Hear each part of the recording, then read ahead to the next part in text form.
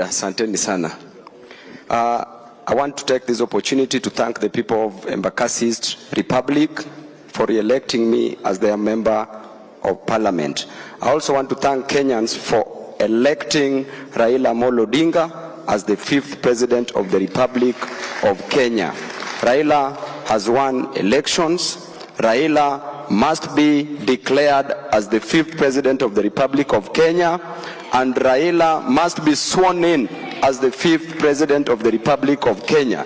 We have sent our opponents into political oblivion, which is the entombment of the unworthy into their own dust of nothingness. We are done with them. We are dusted with them.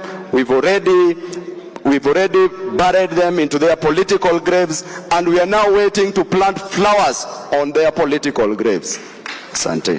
Naona umebadilisha viatu. Hii ni swearing in.